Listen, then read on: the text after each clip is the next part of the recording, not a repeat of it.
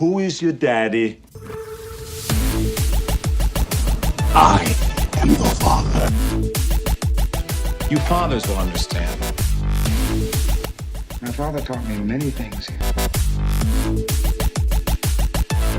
I got an idea. How about you all sit there quietly while I make dad noises? I'm pretty excited, and I'm here with Derek as well. Derek, how's it going?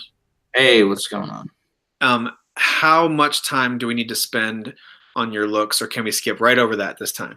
You can actually skip over that. Okay. I feel like people have gotten a chance to look at me. They know I'm ridiculously good looking. Okay. So they've got what they needed. You're ready to move on to games. I don't know if I'm ready to move on to games, but Okay. we don't have to talk about my looks. All right, fair enough. Good. Good We to can talk know. about my personality. I mean, I'm still a narcissist. We got to talk about me. You just got to pick what category you want to talk about. Oh, that's true. Well, first of all, let's take a look at your shirt you're wearing today.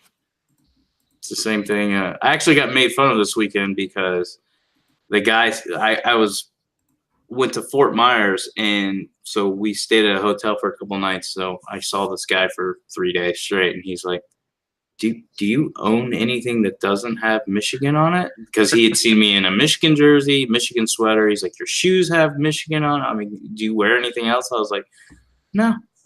Just want to make sure you know I like Michigan. Thanks. The maize and blue. Well, I'm glad you're here with us, buddy. I'm also glad that our friend Daniel Freitas has joined us again. Finally. I'm just gonna leave because this is clearly just about Derek. I don't want anything to do with this. So It is. I'm It all is set. now Derek of the Grind. That's Goodbye, the everybody. show. See ya. I prefer like Derek likes to grind. Yeah. Something like You can that. call it whatever you want because you'll be the only one on the show. You can title it whatever Derek. you want. Derek and Sasan like D to grind. grinds on S. Derek grinds on Sasan.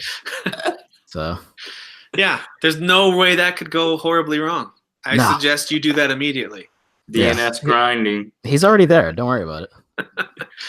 Well, Daniel's here to join us for a couple different categories. What we wanted to make sure we did was for as many categories as possible, have another voice besides our own. And whose voice do the people trust more than Well, it's a Daniel good Freitas? thing we didn't. It's a good thing we didn't pick like the most obnoxious voice. I mean, Right. I mean, we couldn't pick anybody else besides Daniel. I should replace you. You know that, right?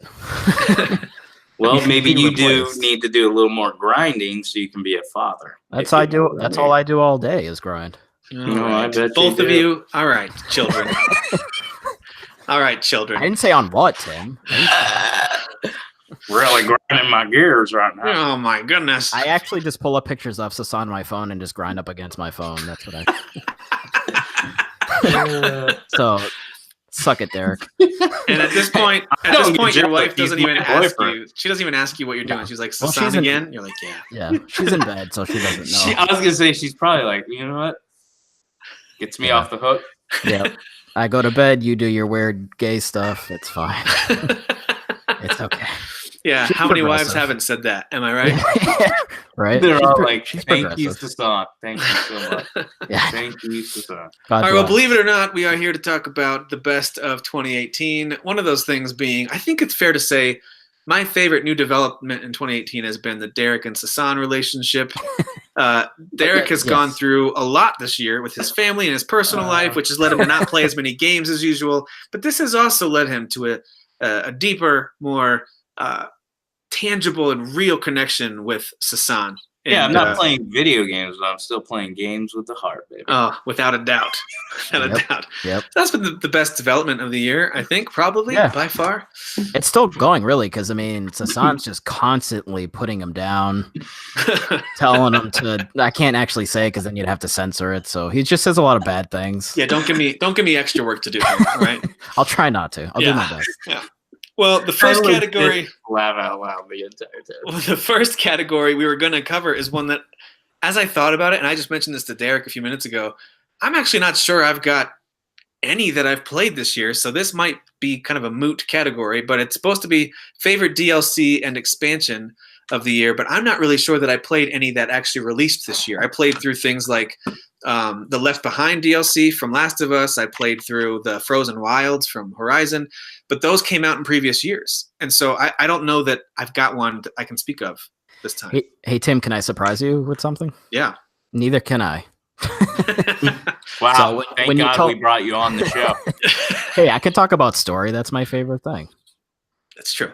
So Derek, do you have any DLC or expansions that are worth mentioning? This isn't something we were going to rank. We were just going to list some of our favorites, but I got to be honest, I've been just trying to make sure I play the main chunks of major games that are released, and that has taken all my gaming time this year. So I haven't played any DLC. I mean, I think the only one I've played, which would obviously put it in my number one spot, would be Destiny 2's Forsaken. But I think even if I played other expansions or DLC, Forsaken would have been my number one anyways, because it was probably one of the first games. That one and Forza Horizon 4 were the first games that I started really connecting with. Like that's when I started going, okay, I think I'm getting back into gaming. And I think it's because both of them kind of do the same thing, and they're very repetitive. Most games are Please repetitive, stop yelling. but they're repetitive and like, thank you for yelling not to yell. Hey, I just needed you guys to hear me be a father for a second. Continue. Just please stop. this is why we breathing. grind with the sun. You have your kids, and we grind with the sun. It's fine. Exactly. But I would say Forsaken is just a super fun expansion. It's just more of Destiny 2, but I thought they did a really good job with the story. They ended up kind of focusing on Cade, who's easily the best character in all of the Destiny franchise. And they really focused on him and his story and what was going on. And it was just really well done, and it was super fun. Like everything about it was just relaxing. It was the perfect game for me to really get into coming out of what I was going through. Nice. Well, there you go. There's our one and only DLC expansion pick. Destiny 2 Forsaken. That was a tough one to grind out right there. Wrap I it mean, up. some of the other ones that I know came out this year, of course, there was Call of Duty DLC that came out. Forsaken was one that was talked about a ton. Mario plus Rabbids, the Donkey Kong expansion came out, which is one that I had actually planned on playing, but I never got around to. Getting Xenoblade that one. dropped. And Xenoblade. expansions. Yep. So Xenoblade, the Golden Country of Torna, or whatever it was Mhm. called. But by the way, Yeah. I've heard it essentially, I don't know if that it reboots that game or whatever, but I've heard it is its It's a own prequel. great standalone experience. That's what I've heard. Yeah. Yeah. Yeah. So- Well, But it's pretty see, long. considering I didn't get through the original standalone experience, I don't really want to start another That's fair. experience. That's fair. Great game though. So there certainly were some DLC and expansions that came out this year that are notable, but just none that we played. So we are your source of all things video games 2018. Well, I mean, I think it's pretty obvious to say that the Spider-Man DLC. Well, the third one's about to come out, right? The 20. Yes. Yeah, And then Forsaken. Those were probably the two big games with the biggest DLCs, I would say. that's true. So Yeah, Spider-Man. That's right. That's right. yeah. And I Okay. haven't actually touched them yet because I have a rule: I don't touch any DLC until it's all complete. So. Yeah. Your rules are really my rule. stupid. You're stupid. I hate your stupid face. Why am I here? I See, hate everything about You you. guys have a great relationship too. This is going really well. It is. Yeah. Well, let's get into a topic that I think we actually can all speak to, and that is best story. So this is a category that we have to together decide our top 3 best stories in video games from 2018. So Forza So- Horizon 4. Forza Horizon 4 has got to be up there. Super Smash Ultimate has Yep. to be up there. Yeah, they Yeah. really nailed it. The new Tetris game. New Tetris Effect, the VR Tetris, right? Oh, That's a good. thing. Yep. So guys, we have a lot of good opinions on story. But I figure we could start by just kind of without in any kind of order, we'll just list some of the ones that are some of our favorites, and then we'll see if we can't get these into a top 3 from there. Because I thought there were some really great stories and then a whole bunch of good stories in games this year. Not a ton. There were some games that I loved, like Dead Cells or Monster Hunter World. That story wasn't really part of why I loved them. I don't think they had good stories, but so they're not going to be mentioned by me, at least here. But there were other games that I thought had fantastic narratives. So why don't we start with our guest, Daniel? What were some of the stories this year that jumped out at you in no particular order just yet? Well, I mean, I'm gonna probably say what my top 3 games are. Those are the top 3 stories. So it'd be Red Dead Redemption 2, Yep. Spider-Man, and the new God of War, 2018 God of War. Right. I think those definitely had the strongest narratives as far as I can think of immediately. I mean, God of War was pretty early. I like forget it was so early in the year. Right. And then What Red Dead- about Fallout 76? Yeah, that's a great story. How Bethesda is failing miserably and everyone hates them right now. So that's you're how- talking. That's more of the real life story. Yeah. It's yeah. more of a comedy. It's a hilarious story. Yeah. Not, sad and depressing. Yeah, I had those Actually, it is three. sad and depressing. I had those three on my short list as well. Of course, I think those are Yeah. certainly got to be. They have to be in consideration. Derek, which ones jump out to you? Let me just go through this real quick. I will echo God of War, Spider-Man, but I also really liked Far Cry 5. I enjoyed. Sorry, I'm going through this. Assassin's Creed Odyssey, Yeah. and I think that's about it. I wanna say that I probably would have liked A Way Out if we ever got A Way Out to play it, but we never did. Well, you're Yeah. busy with Sasan, so Yeah. Doing Sasan or finding your way out. It's fine. One that you guys both left out, and I'm very disappointed in both of you, is Detroit Become Human. Oh, Well, you know what? because the ending of that is trash. So Oh, it's I'm certainly dis- not. If you I'm get not the right disappointed ending. in me at all because I know good Actually, games. before you say it, the ending is I actually just started it the other day. Did you? Okay. I Yeah. think Detroit Become Human has a fantastic story, and I did do a few of the different branching paths, and it becomes way different depending on what choices you make. So Yeah. you can see entire scenes play out, and even multiple levels, I guess you could say, play out differently depending on choices that you make. I thought Detroit Become Human had a fantastic story.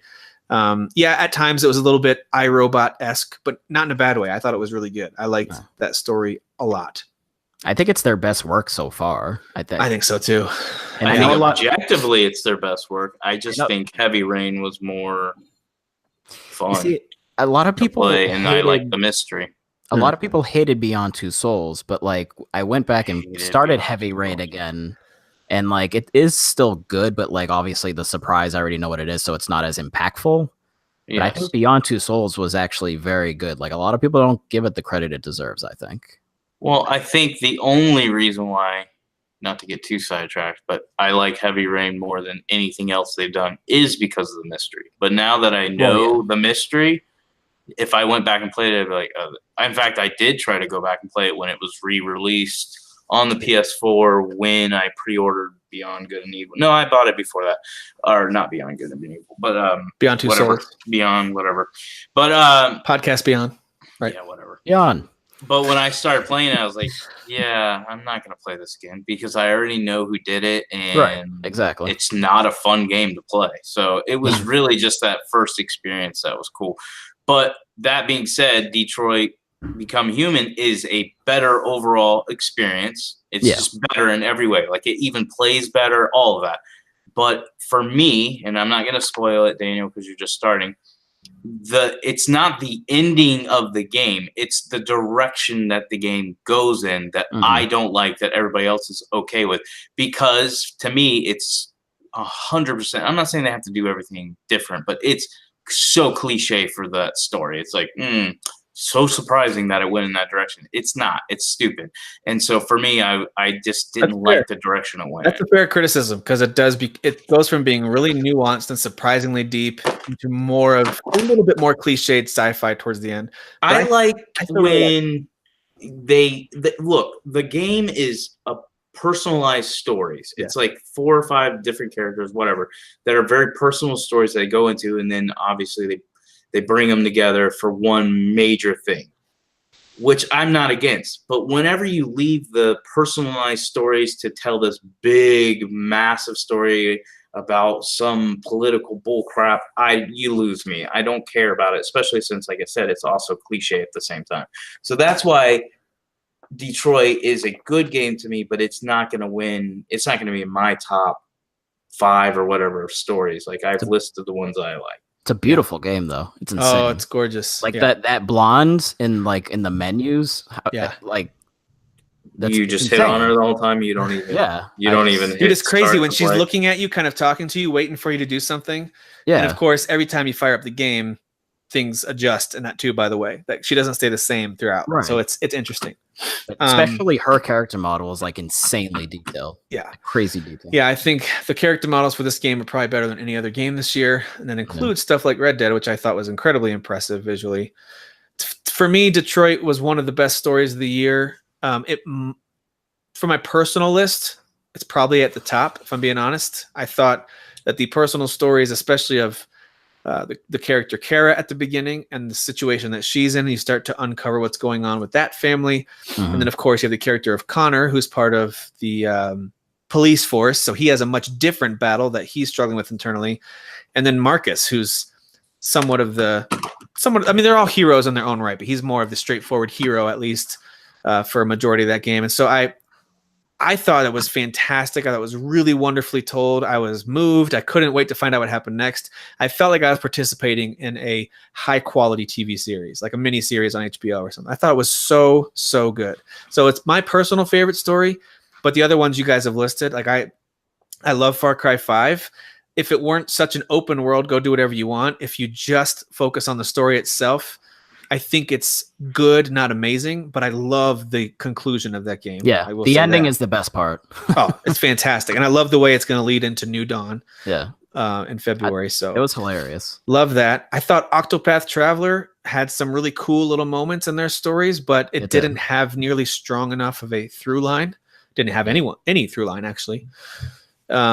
So as much as I enjoy each of those, didn't love it. But the other ones you guys mentioned, I think, are worth putting in our top group there. I still think Detroit belongs somewhere in the top group, even if it's at the bottom of that group. God of War, Red Dead. I think Spider-Man deserves to be on there. I did like Assassin's Creed Odyssey as well, but I'd consider it same as Far Cry 5. There are some really cool story moments, but most of what I love about that game has to do with the open world that you could do whatever you want, and it's beautiful and it's fun.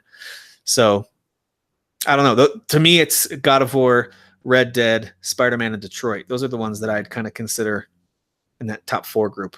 But what would you guys pick as the best one, in your opinion? If you had to pick one. I'd pick Detroit, personally. I think it's fantastic. I think the way the stories intertwine is pretty brilliant. I think the choices you have to make really change the outcome of what happens with each character. I think although the main storyline, the main major events are going to play out one way or another, it's just how does the character that you're choosing, how do they interact with those major story moments? But boy, it felt like a personalized story to me. So I love it. I thought it was great storytelling, and we'll talk about characters and performances in a few minutes. That helped it a lot too. So yeah, I'm gonna go God of War.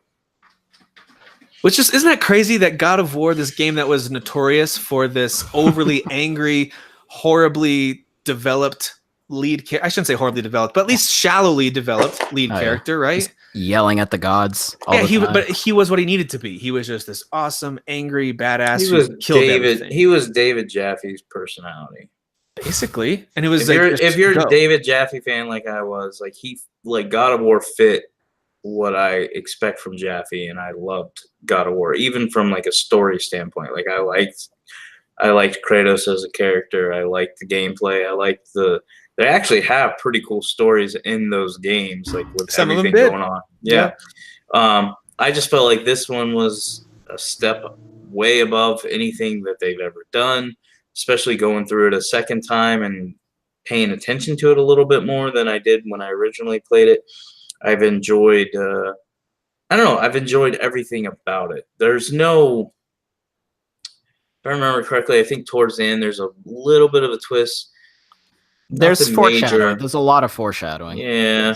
There was nothing major that I was like, oh my gosh. Like I would say to me, Far Cry 5, without spoiling, it has the coolest like twist ending that I'm like, oh, not many people would have called that, and not many games, if ever, have ever done that. And that's why I liked it. I enjoyed playing the game. It's probably one of the most fun I've had playing any game this year.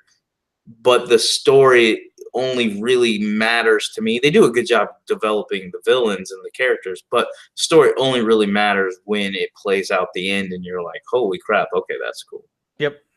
I agree with But that. that's what I look for a lot for stories. I mean, I've always said this ever since we did the show. I like twists. I like to be fooled. I like for you to make me think one thing and then throw something at me I did not see coming that makes sense. It can't just be gibberish, and be like, oh, that's awesome. That's why I love Ken Levine, because he was able to do it in every one of his games, and he did it intelligently. So Yeah, if those of you don't know, BioShock games is what he's talking about. Yes. That's a good call. Daniel, what's your top one again? So it's Red Dead. Yeah, And, talk about Red Dead Redemption 2. We have to talk about the story there again without spoiling too much. But what is it tricky? That is going to be tricky. We'll do our best. If you haven't played Red Dead 2, I'll be right back, guys. I just gotta get something to drink. Okay. If you haven't played Red Dead 2 yet and you plan on it and you don't want to hear a thing, go ahead and skip ahead a few minutes. But I do want to talk a little bit about, at least at a high level, some of the things that made the Red Dead Redemption 2 story quality. We won't talk about the fate of any characters or anything like that, but we will talk a little bit about the overall narrative. So what is it that you liked about that storyline? There's a lot of characters in Red Dead 2, like a lot, because you're rolling around with an entire crew of outlaws. There's the actual, your posse that kind of will go along with you to rob banks and so on and so forth. There's women. There's Abigail, and then Jack is there. So, there's also a kid there. Like, there's just a lot of characters, a lot of people to get to know. And by the end of the game, like, you kind of just feel like these people matter to you. Like, these are just fake characters, but like, you feel like they're real and you want them to be okay. Like, you want everything to turn out okay for them. Right. And I think that just says a lot for the writing and the voice acting and the performances and just everything that, how it concludes. You're like, oh man. Yeah. Like, the Wild West is not a happy place. I thought they did a really good job. It's cool that you brought that up, because I agree. They did a good job of allowing you to connect with each character. Like, you'd have these little side missions that were just for you and that character, and maybe it was literally just go fishing with them and they'll give you a new lore to use or whatever. But that was the best stuff, though. Then you would talk. Yeah. It was really good. It was really good. And like, you can pick and choose. Like, you could literally choose not to do that. You have the choice to literally not even do any of those fishing missions and get to know those people, or you can. Like, yeah, it's just I liked that a lot too. I think, and of course, if you played the first Red Dead, you know that a big theme of that game, and it's not by mistake, it's in the title. The big theme of that game is redemption. You've got an outlaw background. You've done a lot of bad things. By the way, Derek, I put you on mute while you were getting your drink because we heard noises. You have to unmute yourself. But anyway, it's got that redemption theme to it, of course, and so does this one. Yeah. I would say that the character arc of Arthur in Red Dead Redemption 2, from start to finish, and even though there's a lot about his past we don't know, we get a good idea of what his past was probably like. I thought it was fantastic. He was an incredibly sympathetic character. I liked him a lot, but I could also tell this guy isn't always a good dude. He's an outlaw. I mean, a lot of people weren't back then, apparently. Apparently, right. The ones who were usually got killed. Yeah. And so, and that happened to me a lot. If I tried to be a good guy out on the road, stopping to help somebody, I usually got jumped and killed, and that was not good. Yeah. So I love the character arc of him. I also like the character arc of a few other characters as well. There's some so this is a prequel to Red Dead Redemption. Mm-hmm. And there's some characters that you meet in Red Dead Redemption 2 that you also know in Red Dead Redemption. And seeing them now is really interesting because they become different people throughout the course of this game. And I can think of a couple characters in particular who over the course of Red Dead Redemption 2 become the characters you eventually see in the original game. And I thought that was really, really well done. Loved the storytelling in this game. Even some of the side missions that were goofy and very Rockstar-esque. Things like you have to help the crazy scientist who is creating the electric chair collect all these ingredients and then eventually go and capture this criminal who's going to be electrocuted in the middle of town square. And it's great. And he sells it as this whole humane execution. Hey, this is a side quest, by the way, so it's not really a spoiler. But it's going to be this humane execution. And of course, it's this horribly violent smoke coming out of it, and his skin starts to like burn. He's like, kill me. Yeah, he's like screaming, please kill me. Please. And it's really disturbing. And all the people in the town are like, oh my gosh. It's fantastic. Some of that stuff is very Rockstar-esque. Yeah. Where it's played for laughs, but it's dark humor. Dude, the bar scene with Lenny. The bar scene with Lenny was great. Was so GTA. Yeah. That was like- stupid. It was No, not it was stupid. hilarious. You're You're so wrong. It was so stupid. I hated that. Walk You're into wrong that about brick that. wall behind you. Walk right into it. Dude, the parts where like as that night progresses and Arthur and Yeah. Lenny both get progressively more drunk, and then Yep. he's trying to find Lenny, but then everyone looks like Lenny. Women in Yep. dresses look like Lenny. Everyone Yep. looks like Lenny. Yep. And I love the way they did that. I even love the way you escape at the end. It's just It's very, hilarious. very funny. It's hilarious. But again, what I think they did with that game is they humanized the characters really early on. The bad guys, the good guys, and everyone in between. Yep. Everyone has good and bad in them. Like there was really only one character I can think of who was kind of pure evil. Well, this too. That's true. Yeah. That's true. Yeah. Yeah. I Um, need more money. Yeah. And then there's also no one who's totally purely good. I mean, like there's guys that you root for, the anti-heroes, but there's no one who's 100% completely good either. So Jack is good. the characters, that's true. The characters and the narrative work together to make, I thought, a fantastic storyline. For me personally, Red Dead Redemption 2 finishes just behind Detroit. I have it as my second favorite story of the year. Mhm.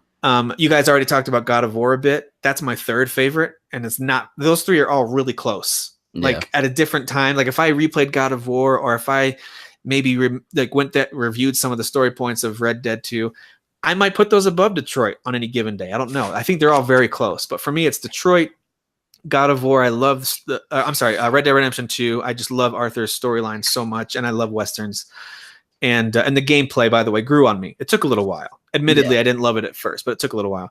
And then my third favorite is God of War. Love the story of Kratos right out of the gate as he and his son are in the woods, and you're both teaching how to do some stuff as well as preparing for a funeral. And it's just right away, I was like, this is something different. This is They had a lot to totally new. prove because again, the original ones weren't as intense and impactful, and then they had something to prove, and they showed the trailers, and they did it. They accomplished what they set out to do, which was to make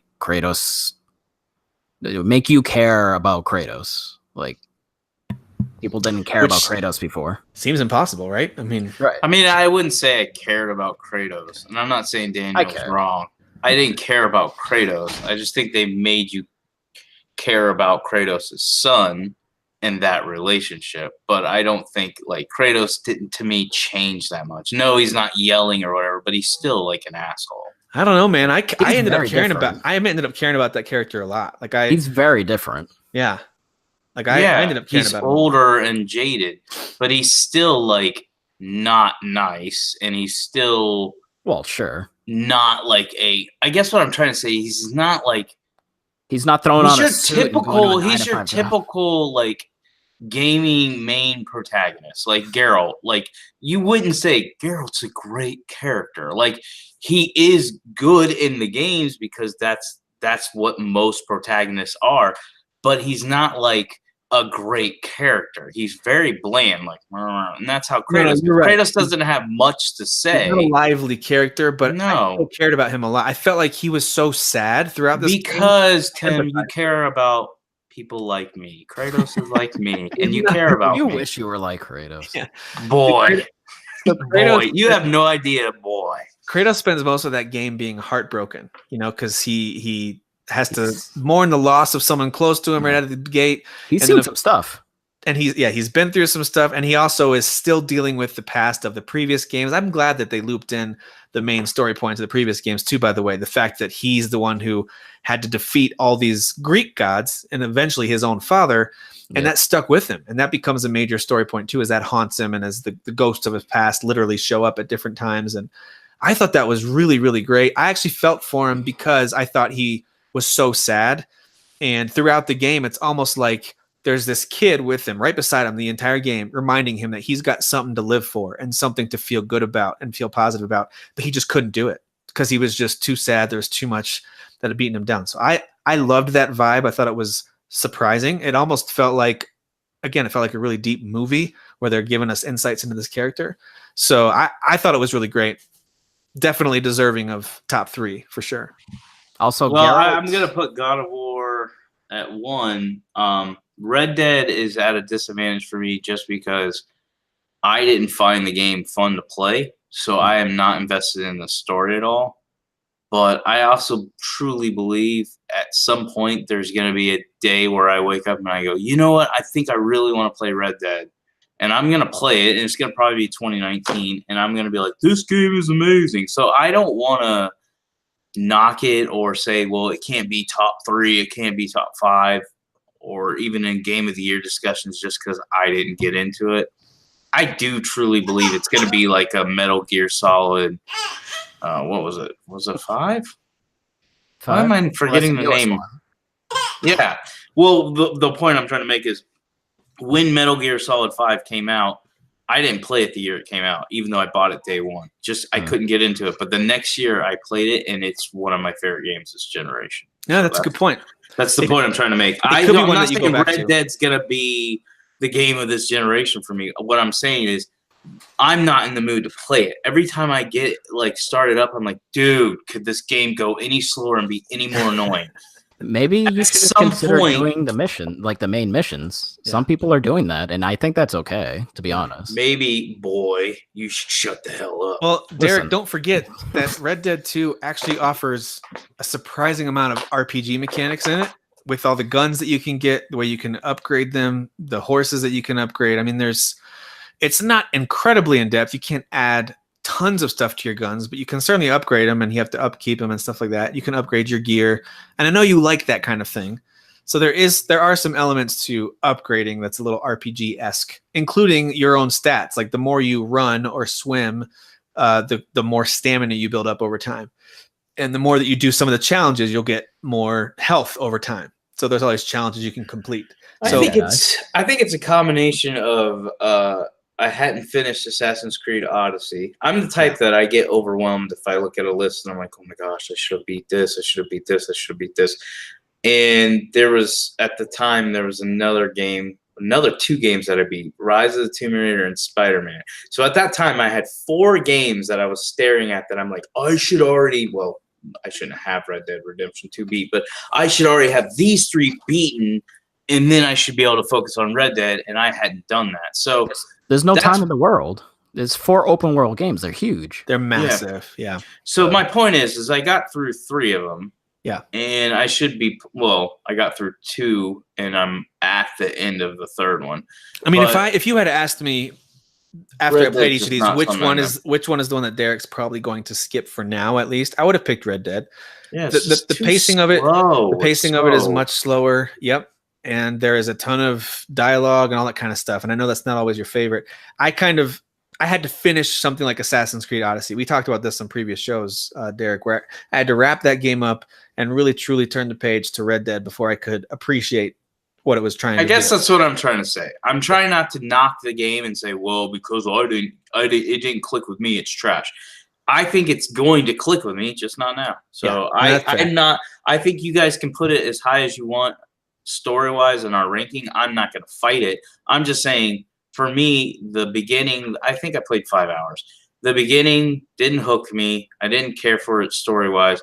And gameplay-wise, it's not that much fun. So, no, you're not going to hear me praise this as a Game of the Year type game. I mean, gameplay-wise, I could do the hunting just forever. I think the hunting's a blast, too. But Derek said that we can do whatever we want. So, boy, I'm putting it as number 1. That's a hard one to argue. Before we officially put it there, can we talk real quick about Spider-Man's story?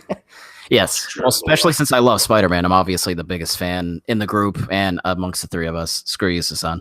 Well, I do love the Spider-Man game. I thought the story was really good, and I thought that Touché. The way that Spider-Man wraps up is also pretty fantastic. So where do you guys think Spider-Man belongs on this? So emotional. It's just so – I didn't. No, I didn't. Daniel Freitas, you little wuss. You're one of them that was like, oh, it's such an emotional game. It is emotional. It's very emotional. Peter Parker has an emotional life, you scumbag. How dare you? You heartless bastard. Oh my god, I can't believe they did that. I don't care. That's what I said. Daniel, make a case. You die. Make a case for Spider-Man for us.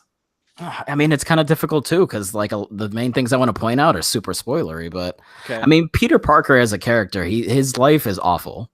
Like, Yeah. you know, with the great power comes great response. Like, that means a lot because, like, he's just this nerdy dude that gets these powers and he wants to, like, protect everyone, but he's just one guy in this giant city and he can't be everywhere.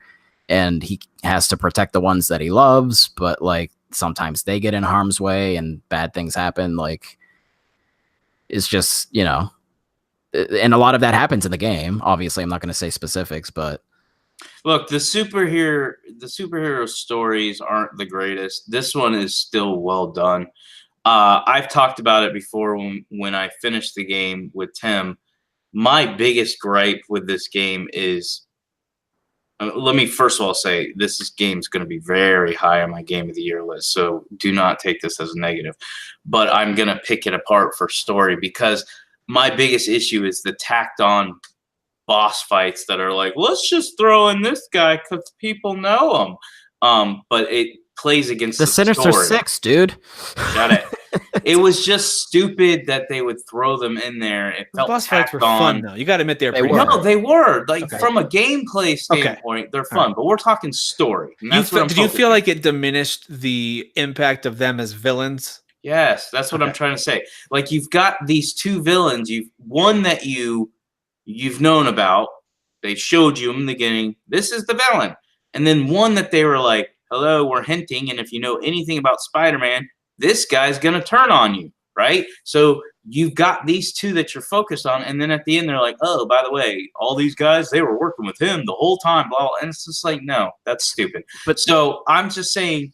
Overall, I thought it was a good story. Like, I enjoyed it. I think Peter Parker is a great character. I enjoy Spider-Man. I thought the ending was well done, but is it going to be in my top game for story? No. I mean, your beef was that they weren't super fleshed out, right? Most of those characters, most of those villains. it felt tacked on, which hurt the story as well. Not So I think a lot of because I don't actually read the comics specifically, but I think a lot of those characters in the comics tend to kind of be tacked on. like B villains. They're not the main focal point, you know, whereas like say Venom is usually a focal point.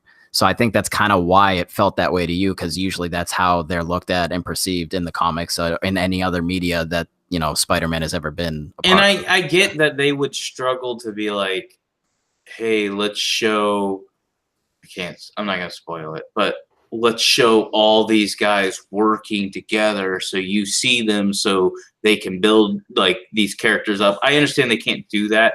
I'm just saying it felt tacked on because this is nothing new that other superhero games have done. Does that make sense? Like we've seen where they'll have a villain and then they just throw in a bunch of other villains for nostalgia purposes as well. And they'll be like, well, fight these guys. And that's what it felt like. Yeah, that's what I'm saying. Yeah. I'm saying, was it terrible for me to want something outside of that? Is all I'm saying. I want something. You already had two good villains. Let's stick with those two. They could have done other things. And they could have done boss fights that weren't with those guys.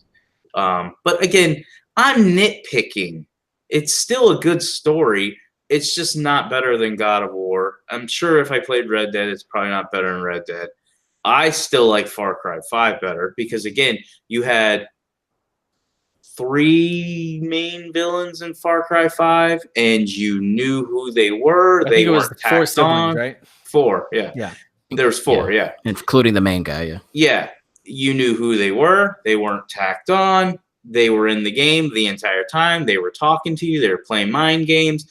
I like that. And it does add to the story. Villains 100% matter in the story to me. So I liked Far Cry 5. And by the way, speaking of Far Cry 5's story, similar to Far Cry 4, there's something you can do in the dramatic opening scene that ends the game immediately. Yeah. I don't know Which if is fun, though. I don't know if you tried that or not or read about it. But I did. I thought that was fun. Once I finished the game, I went back and just tried that, and I was like, yeah, that actually works. See, I beat the game on the Xbox One X. I did the special ending on the PC, so I've actually beat the game on 2 platforms. How amazing am I? Wow. Those are back. That was back when you used to play games twice, not 0 times. Such a nerd. What a nerd. Far Cry 5 story was quite Boy, good. shut it. but it was mostly good. It was mostly memorable to me because of the characters. So when we talk about best characters and performances, those will be some of my favorites. Were Far Cry 5. I don't know that if you think about the overall narrative of you're out in the boonies of North USA, Montana area, wherever it's supposed to be, and you've got this fanatical group that's really taken over the whole county, and it's a combination of crazy weird cult stuff with little dabbles of Christianity thrown in, with a little bit of like Nazi thoughts thrown in, and it's pretty much everything that people are like, that's the worst. They're controlling people with this. They're using violence and they're justifying it with Bible verses or whatever they're doing. And it was easy to hate the main villains, and it was easy to want to fight against them. So I liked that main drive of your character.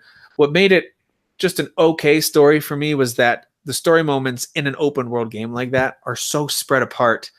It's hard for me. Just gonna say, but finish your thought. I was gonna say it's hard for me to piece together one solid narrative storyline in a game like Far Cry 5 or even Assassin's Creed Odyssey, because I know they both had great story moments. Odyssey I played more recently, and I loved some of those moments. I thought they were great. There's even some really cool family moments in the new Odyssey game, but it didn't feel like a strong narrative compared to, we're talking about God of War or Red Dead Redemption 2 or Detroit. Those are really strong. And Spider-Man.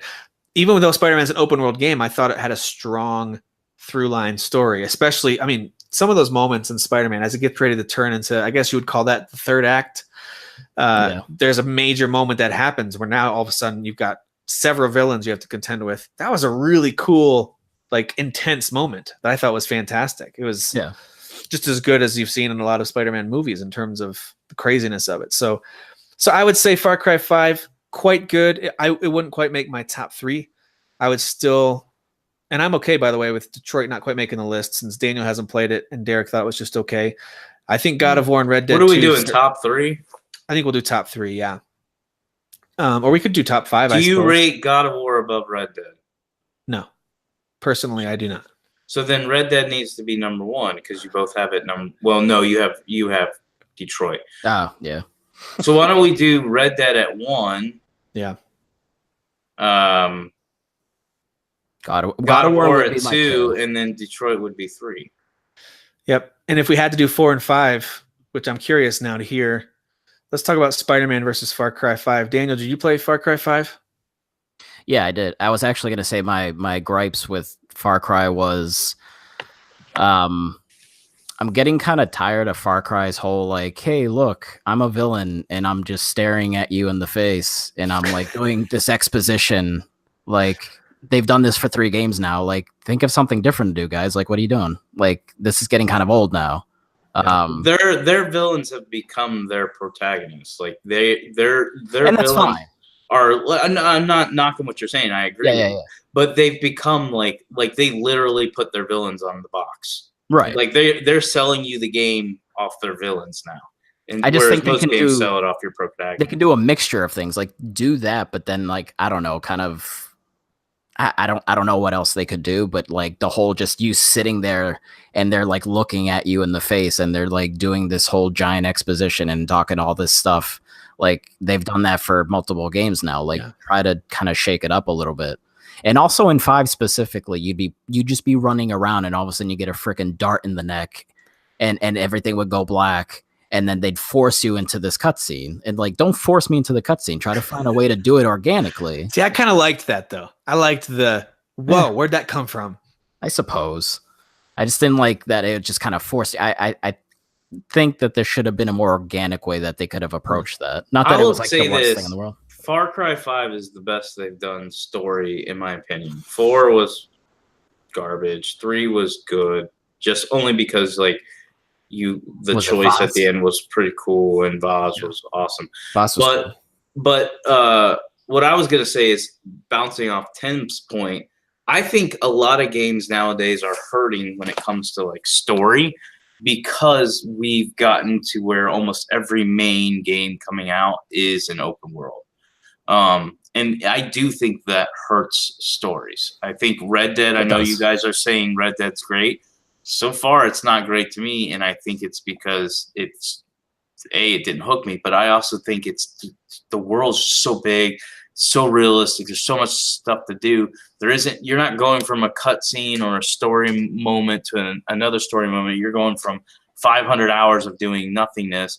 And I'm saying this about Red Dead, but I'm saying this about Far Cry 5. I'm saying this about Assassin's Creed Odyssey. Like, I like Assassin's Creed Odyssey's story so far. I really do. I would probably have it in my top 3. But at the same time, all the story, the pacing, I guess you could say, the story pieces that you see is so spread out between you playing 10s to 20 hours of stuff, doing stuff. And while I like open world games and I like that, I'm just saying I think those are hurting the stories that they're trying to tell. Certainly can. It So certainly can. Yeah. it is making it harder for these teams that are making these games to make great stories while still giving us these open world games that we want. See, they're doing some interesting things in each of them, though. So think about Far Cry 5. Daniel, I'd actually forgotten that they sometimes like dart you in the neck, and then all of a sudden, boom, you're in their hideout somewhere, and you have to now you're in a story mission you didn't intend to be in. Exactly. That was their way of keeping you invested in Engaged, the main narrative. Now, it could be annoying if all you wanted to do is take down forts or go hunting or explore or whatever. So I can see why it's annoying. But it was also their way of, I think, Ubisoft stepping up their game in the story for it. I think in Spider-Man, you, of course, had the radio in your ear, and they would regularly engage you in conversation. So whether it was your cop friend or Mary Jane or whoever it was, or Otto Octavius even. So those folks would engage in conversation with you to keep that story going. Not as good as other open world games have done it, but pretty good. I thought Red Dead, and God of War, by the way, quasi open world game, more of like an open area game. Yeah. They did a good job with your conversations with your son, as well as, I forget his name, the dude on your hip that you carry around with you for most of that game. Shoot. Yeah, I don't remember. He was hilarious. Yeah, he was. And provided some great kind of, hey, here's a myth from our background or whatever. He did some really great stuff too. So I thought each of them had their own way of providing some story moments. It was really only Red Dead 2 that had, I thought, Witcher-esque quality side content pretty much everywhere you went. Now, a lot of that is open fields, open plains. You can ride for a while and not see another human. On the other hand, anytime you start a mission, even if it's a little side mission over here, or you see there's someone yelling for help over this direction, I really felt like, again, not many games have done this well. They have these little mini narratives all over the place if you look for them. Now, if you're not looking for them, you're not going to find them, and you'll just go to the next main mission. But even if you're looking at the main map, the little yellow circles are your main story missions, and then the white circles are your side missions that are completely optional. And a lot of those little white circles contain some really interesting narrative storytelling moments. And I thought Red Dead 2 did about as good, if not better, than any open world game I've been in terms of telling story. So I thought, as far as open world games go, Red Dead Redemption 2 did something really, really special. A lot of times they would turn really boring, long horse rides across this entire gigantic area into an interesting conversation as you're trying to figure out what actually happened down in Blackwater or whatever the conversation might be. So I thought that Red Dead 2 did it fantastically, and I think it's deserving of that #1 spot, and I'm okay with it being there with God of War 2. Yeah. Well, that's Detroit at 3. I'd put Spider-Man and Far Cry at 4 and 5, though. If we built this out to a full top 5, I'd be okay with that. Those being 4 and 5. I personally put Spider-Man at 3, but I don't know where you guys fall with that. But do you put that above Detroit, Derek? Yeah, for sure. I mean, I understand why Tim likes Detroit a lot.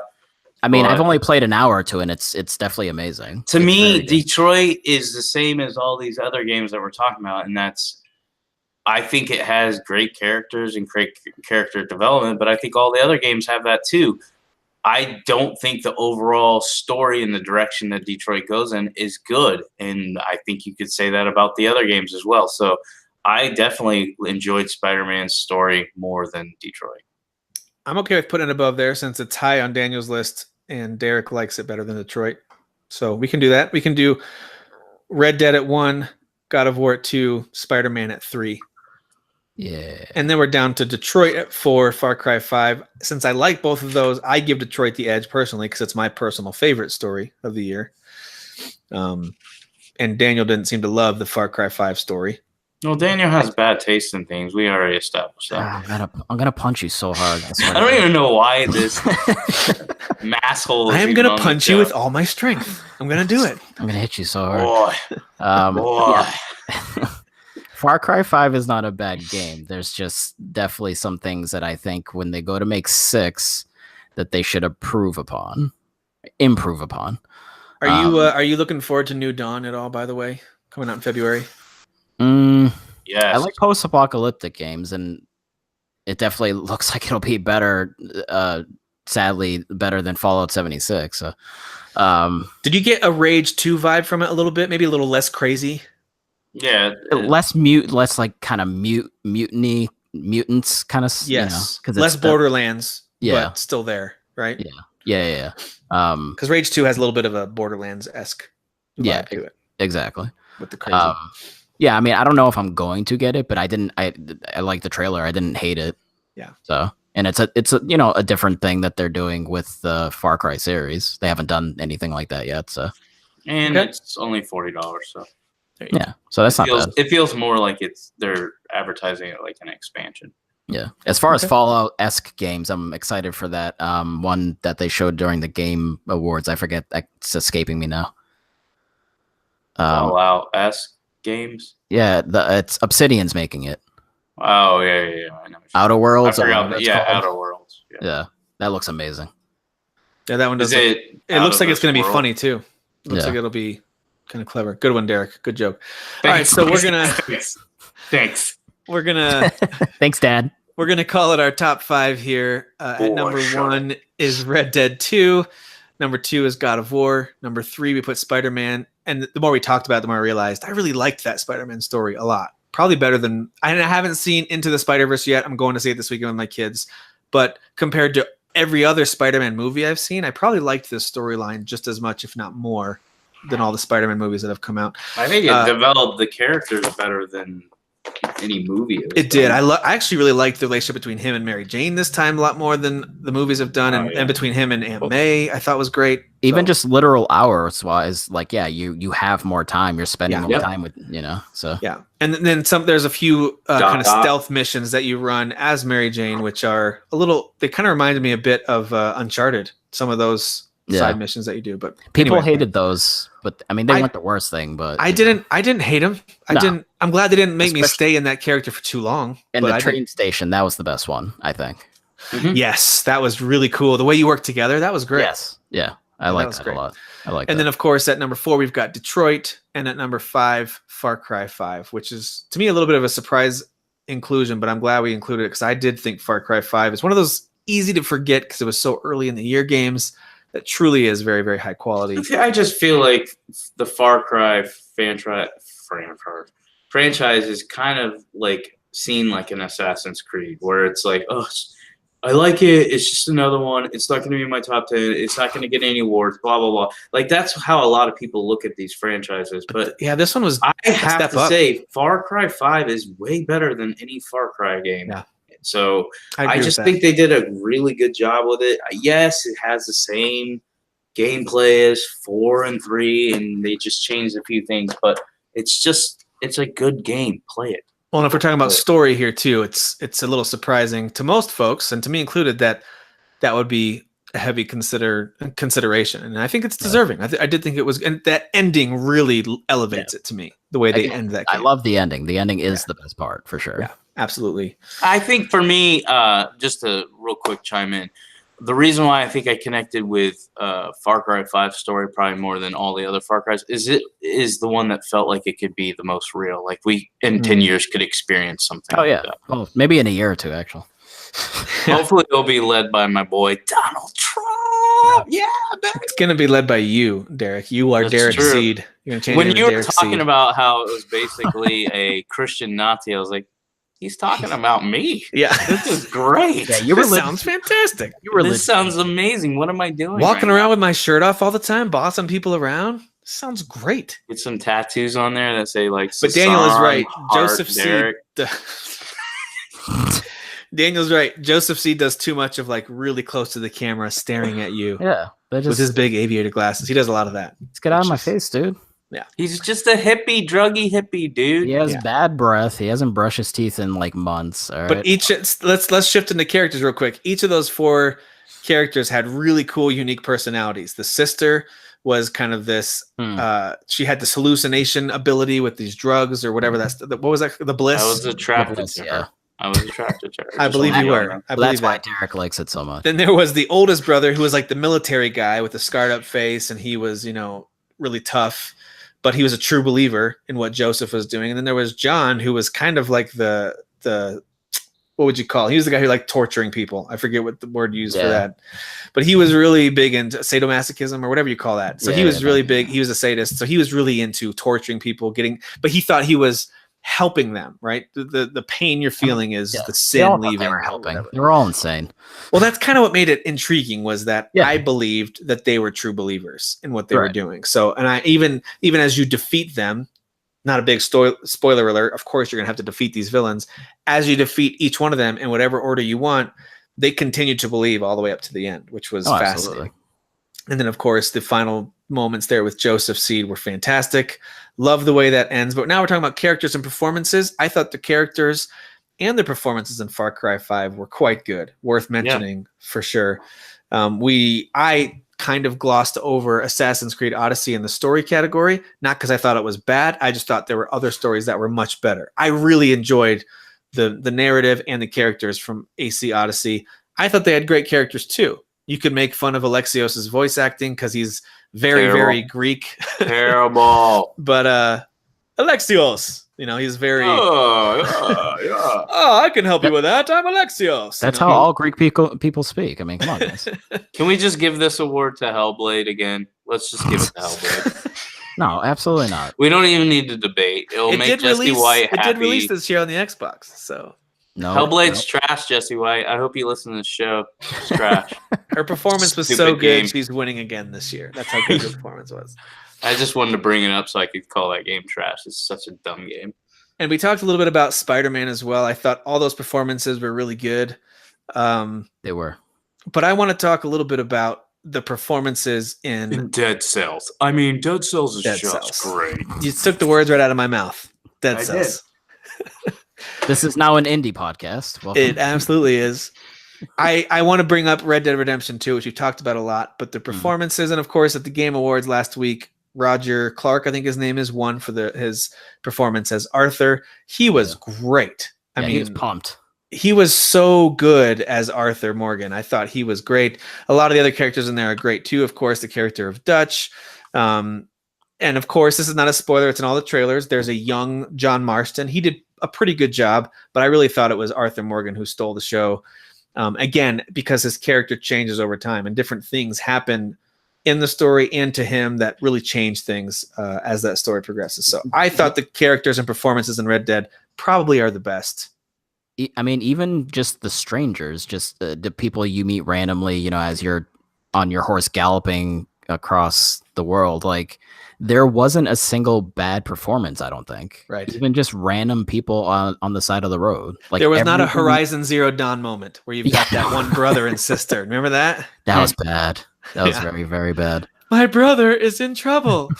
Like, And his what? eyes all bugging out. Yeah, That was terrifying. that was real bad. He was really upset, his eyes. Yeah. Which was a shame because Horizon also had some good performances elsewhere. But anyway, Yeah, Red Dead is to me perfect performance. I can't think of a character I bumped into. I'm like, oh, that was weird. That was off. Like they were all perfect. other people in the camp that you go off and have these little conversations or side missions with, fantastic. Of course, the character of Micah is pretty despicable. Oh, I hate him so but much. he was wonderfully performed. He was exactly was. what you wanted out of a villain type character. Yeah. I won't tell you whether or not he actually is a villain in the end, but he certainly is villainous and annoying for most of that game. And of course, even some of the female characters that get a chance to shine during certain heists and things like that, they were great too. Sadie. Oh, Yeah, they were fantastic. she's fantastic. I would love to get to stay with her. They let women talk back then. They not very much, but a little bit. Just in outlaw gangs. Yeah, so the character of Sadie Adler was one of my favorites. And of course, the way you meet her right at the beginning in that snowy portion of the game, Yep. She's got kind of a tragic start to her story, but then of course she becomes one of your most trusted gang members and helpers. And And I don't want to say sidekicks because she's just as badass, if not more so, than She's Arthur terrifying. is. She's Yeah, she is. terrifying. Well, and I like that they say that about her too. They're like, Oh, yeah. lady, you're scary. You know, like Yeah. they'll say mean, that kind of stuff. How too. many times was she just literally covered in blood? Like, Yeah. I mean, often, right? Like, Yeah. So what you guys are saying is I should play this game. Yes. oh, absolutely.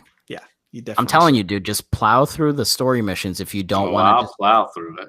Exactly. Just- Okay. All just right. look at the game and think of Sasan. Tim, this is called Fathers of the Grime. People assumed this was either a coffee podcast or sex podcast, so that's what they just assume. When Fathers I of the first Grime. told my wife that I was going to be on this on any of these episodes ever, she's like, "Fathers of the Grime." Like, what are you watching? What are you doing? She was confused. and Yeah, the concerned. chance for us to change our podcast name went out the window a long time ago. So Yeah, it is it's what okay. it is at this point. Talk about God of War real quick. Do you think those characters and performances is something that you would consider? Because this is not ranking. We're just talking about some of our favorites. So It's very close. But again, like Red Dead is so fresh in my mind that's why I'm like I can say like with confidence I'm like I can't think of a bad performance. I Whereas, think like, God of War, Yeah. hands down for me, is the best. what did you like about it? What were the I moments or the characters you liked? I liked the banter between really the three characters. Without spoiling it, there's a third character that goes on the journey with you.